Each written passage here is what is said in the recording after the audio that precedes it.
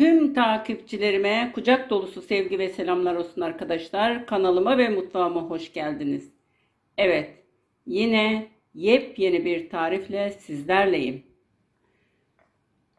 Bu güzel tarifimizin yapım aşamalarına geçmeden önce sizlerle nasıl pul pul döküldüğünü görmenizi istiyorum.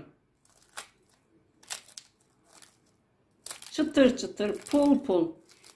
Bu güzel tarifimizin yapım aşamalarına buyurun birlikte geçelim. Keyifli seyirler olsun arkadaşlar. Arkadaşlar tarifimize başlarken 2 su bardağı ılık suyumuzu tabağımıza, yoğurma tabağımıza alıyoruz. Unumuzu ilave etmeye başlıyoruz.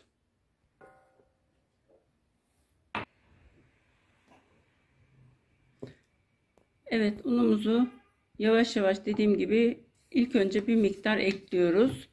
Sonra yetersiz geldiği zaman azar azar ilave ederek yoğuracağız. Bu aşamada 1 tatlı kaşığı tuzunu da ekledik. Ve şimdi hamurumuzun yoğurulmasına başlıyoruz.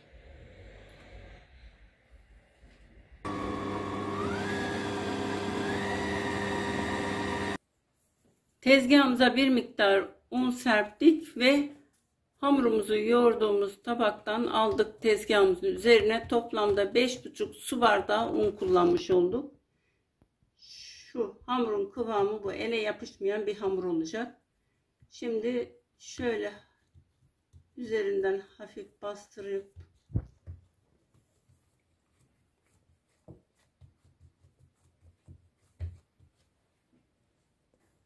üzerine de bir miktar un serptik. Arkadaşlar dediğim gibi ele yapışmayan yumuşak bir hamurumuz oldu. Şimdi bunun üzerini kapatacağız. 20 dakika dinlendireceğiz. Evet arkadaşlar, hamurumuz 20 dakika üzeri kapalı dinlendi. Şimdi bezelere ayırıyoruz.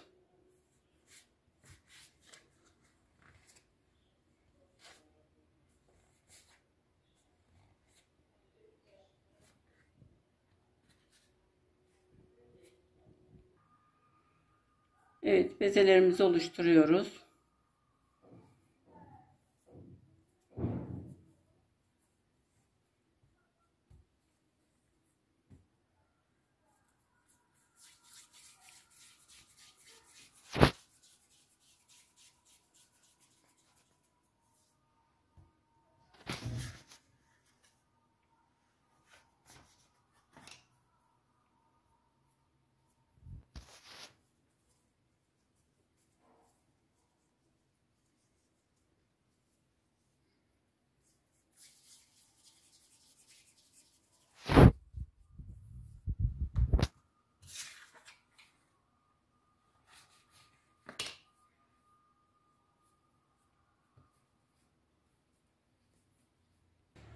Evet arkadaşlar, bezelerimizi yaptık. 15 tane beze yaptım.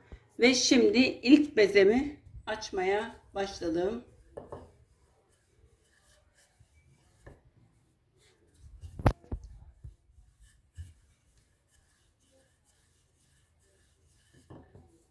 Çok büyütmeyeceğim. Pasta tabağı büyüklüğünde açıp kenara alacağım.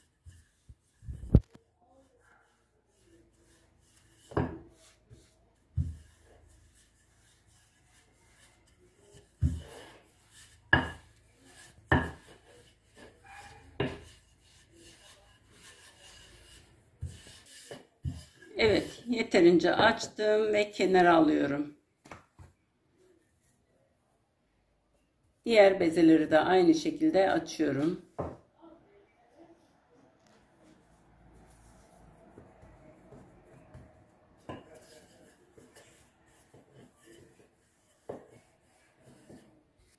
Evet, bezelerimizin tamamını açtık. Şurada 125 gram tereyağı, 1 çay bardağı sıvı yağ karışımına açtığımız hamurlarımızı şöyle bandırıp sonra şöyle bir tabağa alıyoruz kenara.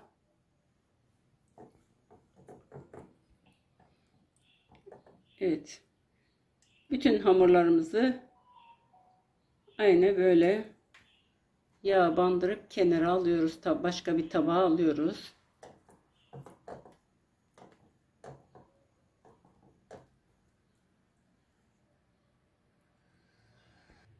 Evet arkadaşlar, tamamını yağ koyduk ve şimdi üzerini kapatacağız. 20 dakika böyle dinlendireceğiz yağda.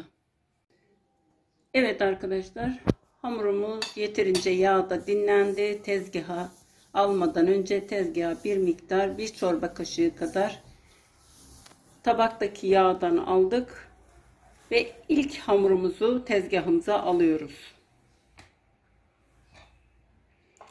Tabii ki hamurumuzun üzerine de bir miktar yağ döküyoruz.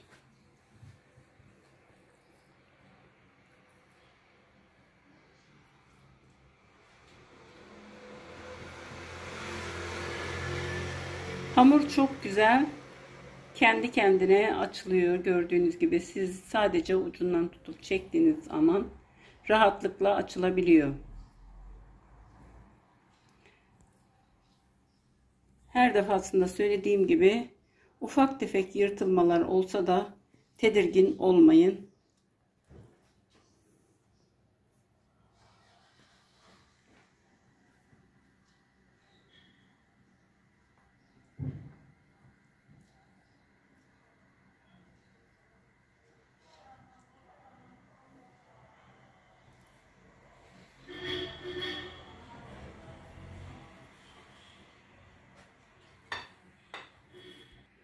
Tekrar üzerine bir miktar yağ gezdiriyoruz.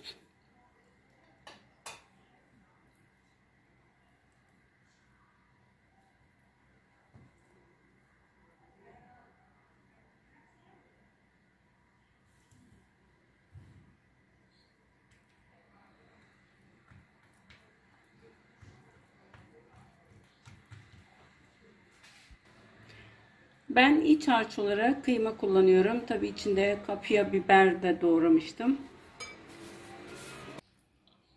Evet.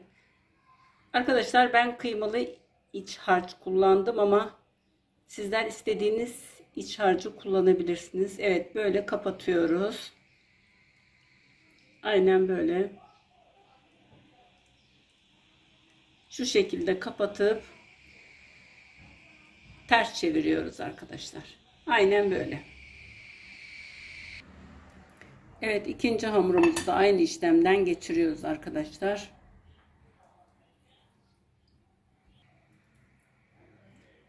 Evet, dediğim gibi kıymalı iç harç olmak zorunda değil. Patatesli olabilir, peynirli olabilir, pırasalı, ıspanaklı, istediğiniz iç harcı kullanabilirsiniz. Evet, katlama yöntemimiz böyle arkadaşlar. Ters çevirip yağlı kağıt serdiğimiz tepsimize yerleştiriyoruz. Evet arkadaşlar, sonuncuyu da yaptık. Tepsimize yerleştirdik. Şimdi tepsimizin üzerini kapatıyoruz. Bir 15-20 dakika dinlendiriyoruz. Arkadaşlar, böreklerimiz tepside 20 dakika durdu. Şimdi üzerine bir yumurta sarısı ve bir çorba kaşığı sıvı yağ kattık. Eğer ki tabağınızda kalan yağ varsa onu katabilirsiniz. Yoksa sıvı yağ katabilirsiniz. Bizim gibi.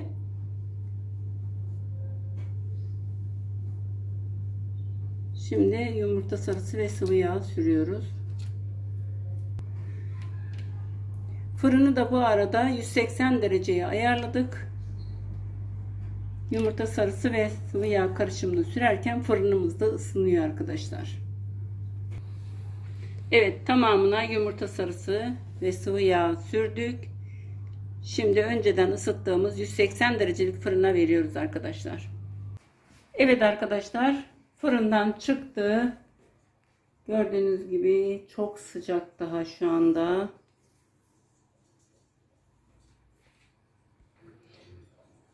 Şöyle altını üstünü görmenizi istiyorum. Altı da çok güzel kızardı.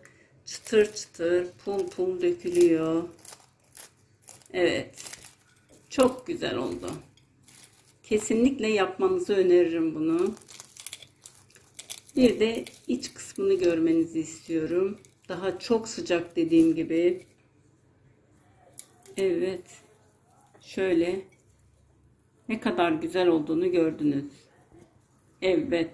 Bizlerden bu kadar arkadaşlar. Yapacak ve yiyecek olanlara şimdiden afiyet şifa olsun. Sizleri Allah'a emanet ediyorum. Sağlıcakla kalın, hoşça kalın. Görüşürüz inşallah. Kendinize çok iyi bakın. Sağ kalın, sağlıklı kalın.